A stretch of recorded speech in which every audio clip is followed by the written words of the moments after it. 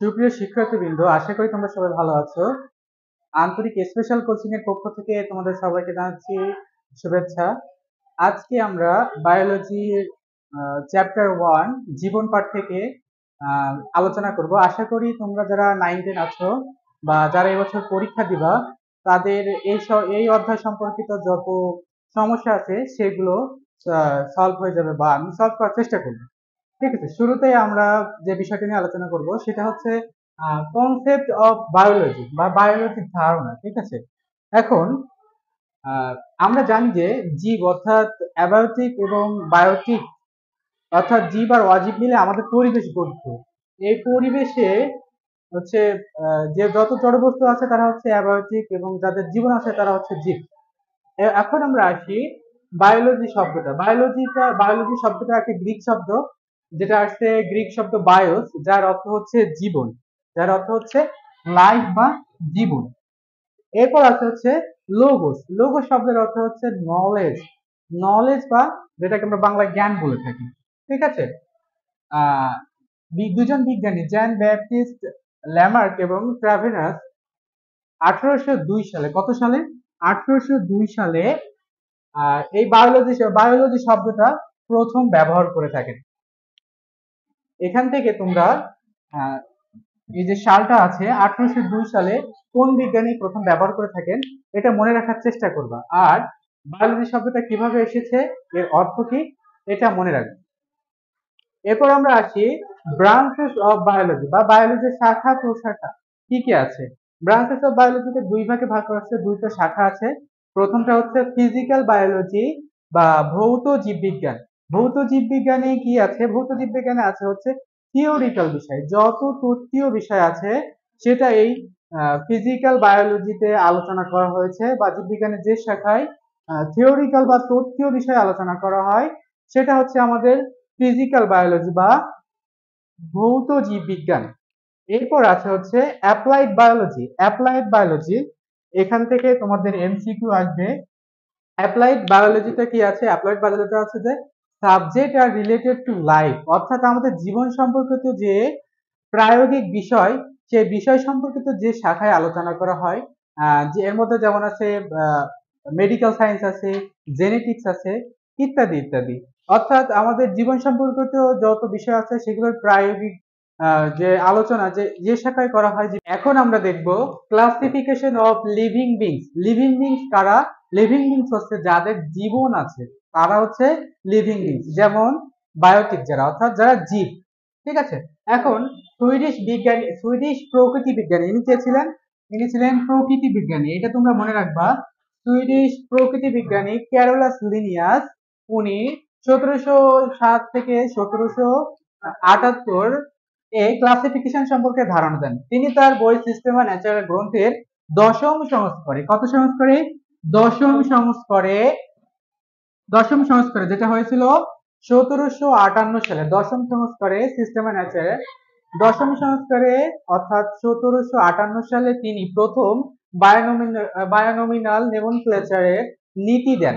ঠিক আছে, এই নীতিতে প্রথমে তিনি যে অঙ্গসংস্থানিক বৈশিষ্ট্য আছে, কিসের উপর, অঙ্গসংস্থানিক বৈশিষ্ট্য, এটা মনে রাখবা তোমরা। অঙ্গসংস্থানিক বৈশিষ্ট্যের উপর ভিত্তি করে প্রত্যেকটা লিভিং বিংসকে ক্লাস, অর্ডার, জেনাস, স্পেসিস অর্থাৎ শ্রেণী, বর্গ আর হচ্ছে গোত্র আর প্রজাতিতে তিনি এগুলোকে ভাগ করেন। এগুলোকে বলা হচ্ছে ট্যাক্সন বলা হয়। ঠিক আছে, ট্যাক্সন এর বহুবচন হচ্ছে ট্যাক্সা, ট্যাক্সনের বহুবচন হচ্ছে ট্যাক্সা।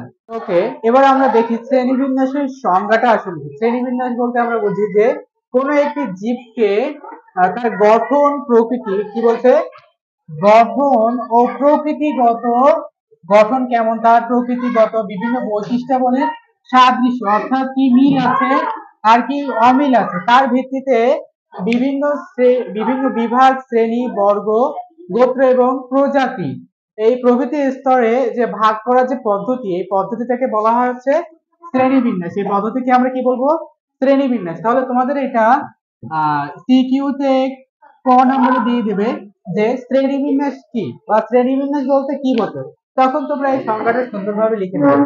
ওকে, এরপর আমরা দেখি যে শ্রেণীবিন্যাস আমরা কেন করবো বা শ্রেণীবিন্যাসের যে উদ্দেশ্য, সেই উদ্দেশ্যটা আসলে কি। শ্রেণীবিন্যাসের অনেকগুলো উদ্দেশ্য আছে, তার মধ্যে আমি মৌলিক কিছু উদ্দেশ্য এখানে লিখেছি। তার প্রথমে আছে হচ্ছে যে আইডেন্টিফিকেশন, অর্থাৎ তুমি যদি কোনো জীব বা তোমার অপরিচিত যদি কোনো জীব দেখো, সেই জীবটা তুমি কিভাবে শনাক্ত করবে, সেই আইডেন্টিফিকেশনটা আমরা এই শ্রেণীবিন্যাস থেকে বুঝতে পারি। অর্থাৎ তার কি কি বৈশিষ্ট্য আছে, বা পরিবেশের অন্য কোনো জীবের সাথে তার কোনো মিল পাওয়া যায় কিনা, সেই অনুযায়ী আমরা ওই জীবটাকে শনাক্ত করতে পারবো। তাহলে আমাদের প্রথম উদ্দেশ্য কি হলো, প্রথমটা হলো হচ্ছে আইডেন্টিফিকেশন বা শনাক্তকরণ। ঠিক আছে, তাহলে 1 নম্বর চলে গেল আইডেন্টিফিকেশন। তারপরে হচ্ছে যে গ্যাদারিং অফ নলেজ।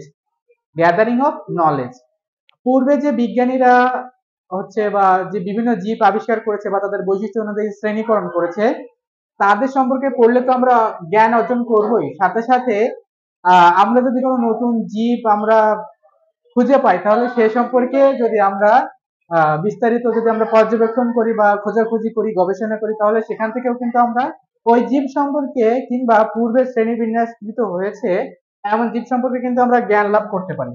তাহলে প্রথমটা গেল শনাক্তকরণ, তারপরটা হচ্ছে জ্ঞান আরোহণ। মনে রাখবা, আরোহণ আর আহরণ কিন্তু এক নয়, দুইটা কিন্তু ভিন্ন জিনিস। ঠিক আছে। আচ্ছা, 3 নম্বর কি আছে, ইকোনমিক বা ইকোনমিক্যাল ইম্পর্টেন্ট, অর্থাৎ অর্থনৈতিক গুরুত্ব। অর্থনৈতিক গুরুত্ব, একটা প্রাণী বা একটা জীব আমাদের কতটা হচ্ছে আমাদের কাজে লাগছে বা কতটা আমাদের জন্য গুরুত্বপূর্ণ, আমাদের ফিনান্সিয়াল সাপোর্ট করছে বা হচ্ছে আমাদের দেশের অর্থনীতিতে ভূমিকা রাখছে, সেটাও কিন্তু এই ক্লাসিফিকেশন থেকে আমরা জানতে পারবো। ঠিক আছে, যেমন অনেক প্রাণী কিন্তু আমাদের জন্য ক্ষতিকর, অনেক জীব কিন্তু আমাদের জন্য ক্ষতিকর, আবার অনেক কিছু আছে যেগুলো আমাদের আমাদের পরিবেশের জন্য যতটা ভালো, তেমনি আমাদের অর্থনৈতিক গুরুত্ব যেটা আছে সেটার জন্য কিন্তু অনেক ভালো। অর্থনীতিতে কিন্তু তারা ভালোই হচ্ছে আমাদের প্রফিট নিয়ে আসছে। ঠিক আছে, তাহলে এর মধ্যে একটা হচ্ছে ইকোনমিক্যাল ইম্পর্টেন্ট। তারপর হচ্ছে কনজারভেশন বা সংরক্ষণ। কনজারভেশন বা সংরক্ষণ, সংরক্ষণ বলতে আমরা কি বুঝি, যে এমন কোনো কিছু, এমন কোনো জায়গায় সেটা রাখা, সেই বস্তুটাকে রাখা বা কোনো জীবকে রাখা যেটা যেটা সেখানে সুরক্ষিত থাকবে বা যেটা বিলুপ্ত হওয়া থেকে রক্ষা পাবে, বা তার বৈশিষ্ট্য হারাবে না। যেমন ডাইনোসর কিন্তু অনেক আগে বিলুপ্ত হয়ে গেছে, কিন্তু আমরা কিন্তু এখন খুব সহজেই আমরা গুগল থেকে বা বিভিন্ন জায়গা থেকে কিন্তু আমরা হচ্ছে ডাইনোসর বা অন্যান্য যে প্রাণীগুলো আগে বিলুপ্ত হয়েছে তার বৈশিষ্ট্য বা সেটা কোন শ্রেণীর বা কোন গোত্রে কোন প্রজাতির অন্তর্ভুক্ত, সেটা কিন্তু আমরা সহজে বলতে পারি। তাহলে একটা বৈশিষ্ট্য হচ্ছে যে কনজারভেশন বা সংরক্ষণ, যেসব প্রাণী বিলুপ্ত হয়ে গেছে সেগুলো কিন্তু আমরা সহজেই কিন্তু বা বিলুপ্ত হতে যাচ্ছে সেগুলো কিন্তু আমরা সহজে সংরক্ষণ করতে পারবো। ওকে, তারপর আছে পেস্ট কন্ট্রোল বা বালাই দমন। পেস্ট কন্ট্রোল বা বালাই দমন, সাপোজ কোন ক্ষতিকর একটা জীব পরিবেশের ক্ষতি করছে বা ফসলের ক্ষতি করছে, সেই জীবটাকে আমরা শনাক্তকরণ করে তার তার সেটা দমন বা প্রতিরোধের বা সেই রোগকে প্রতিরোধ করার ক্ষেত্রে আমরা কিন্তু সেই সেই প্রাণীর বা সেই জীবের বৈশিষ্ট্য দেখে আমরা কিন্তু সেখানে কীটনাশক বা বালাইনাশক প্রয়োগ করতে পারি। তাহলে এখানে কি আছে, পেস্ট কন্ট্রোল, আমার 5 নম্বর বৈশিষ্ট্য পেলাম। তারপর আছে ইভলিউশনারি হিস্টোরি, অর্থাৎ বিবর্তনের ইতিহাস সম্পর্কে আমরা জানতে পারি এটা থেকে। যেটা আমি পূর্বেই বলেছি যে আমাদের আগে যেসব প্রাণী বিলুপ্ত হয়ে গেছে বা যেসব প্রাণী বিলুপ্তির পথে, সেসব প্রাণী সম্পর্কে আমরা বা সেসব জীব সম্পর্কে আমরা সহজেই আমরা কি করতে পারবো, সহজে আমরা এই সম্পর্কে আমরা জ্ঞান লাভ করতে পারবো। কোথা থেকে জ্ঞান লাভ করতে পারবো, যে ক্লাসিফিকেশন থেকে। ঠিক আছে, যেমন বাংলাদেশে কিছু কিছু প্রাণী যেমন আছে, ঘড়িয়াল আছে, এগুলো কিন্তু বিলুপ্তির পথে, প্রায় বিলুপ্তির পথে, এখন আর দেখা যায় না। তারপর মেসোবাগ আছে, এগুলো কিন্তু বিলুপ্তির পথে। তাহলে আমাদের খেয়াল রাখতে হবে যে আমরা এই শ্রেণী বিন্যাসকরণের মাধ্যমে কি কি আমরা জানতে পারছি। ঠিক আছে, তাহলে শ্রেণী বিন্যাসের উদ্দেশ্য, ক্যারোলাস লিনিয়াস তিনি যে শ্রেণীকরণের যে নীতি দেন, সেই নীতিতে উনি এই পুরো লিভিং ওয়ার্ল্ডকে 5টা কিংডমে ভাগ করেন। ঠিক আছে, তার তার দেখে দেখিতে আর.এস. হুইটেকার 1974 তিনিও এই যে লিভিং ওয়ার্ল্ডকে 5টা ভাগে ভাগ করেন। Carolus Linnaeus, আর.এস. হুইটেকার, সালটা মনে রাখবা তোমরা, এটা 5টা লিভিং ওয়ার্ডে এটাকে ভাগ করেন। এরপর মার্গুলিস পুরো লিভিং ওয়ার্ডকে 2টা সুপার কিংডম, কয়টা সুপার কিংডম, 2টা সুপার কিংডম, এবং এটা এই যে সুপার কিংডম গুলো গ্রুপ করে থাকেন, কয়টা গ্রুপ করেন, 5টা গ্রুপ করে থাকেন, 5 কিংডমে তিনি গ্রুপ করে থাকেন। এই যে মার্জুলিস তিনি কিন্তু একজন নারী ছিলেন, সি, ঠিক আছে। তিনি কি করেন, পুরো যে জীবজগৎ সেটাকে পাঁচটা, সরি, সেটাকে হচ্ছে পাঁচটা কিংডম এবং দুইটা সুপার কিংডমে ভাগ করেন। তার প্রথমটাতে আছে হচ্ছে প্রোক্যারিওটিক সুপার কিংডম 1,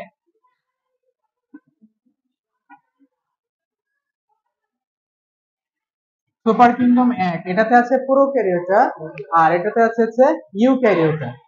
প্রোক্যারিওটা অর্থাৎ কারা, যাদের নিউক্লিয়াসটা, প্রো শব্দের অর্থ হচ্ছে, আর প্রো শব্দের অর্থ হচ্ছে তাদের প্রকৃত ট্রু বোঝাচ্ছে, ঠিক আছে। প্রোক্যারিওটাতে নিউক্লিয়াসটা সুগঠিত নয়, আর ইউক্যারিওটাতে ইউ অর্থ হচ্ছে ট্রু, ইউক্যারিওটাতে নিউক্লিয়াসটা সুগঠিত, এবং এরা দলবদ্ধভাবে বসবাস করতে পারে। এরা এককোষী এবং বহুকোষী হতে পারে। তোমরা একটু বৈশিষ্ট্য লক্ষ্য রাখবে যে প্রোক্যারিওটা কিন্তু নিউক্লিয়াসটা সুগঠিত নয়, কিন্তু ইউক্যারিওটাতে ইউ অর্থ ট্রু, এটা হচ্ছে নিউক্লিয়াসটা সুগঠিত। এরা দলবদ্ধভাবে বসবাস করতে পারে এবং এরা এককোষী বা বহুকোষী হতে পারে। এই এই এই প্রোক্যারিওটার মধ্যে একটা মাত্র কিংডম আছে, সেই কিংডমটা হচ্ছে মনেরা। এরা এককোষী। প্রথমটা হচ্ছে মনেরা, তারপর হচ্ছে ইউক্যারিওটার মধ্যে আছে, অর্থাৎ যারা বহুকোষী এবং দলবদ্ধ বসবাস করে, তাদের মধ্যে প্রথম আছে প্রোটিস্টা, ফানজাই, তারপরে আছে হচ্ছে প্লান্টি এবং অ্যানিমেলিয়া। ওকে,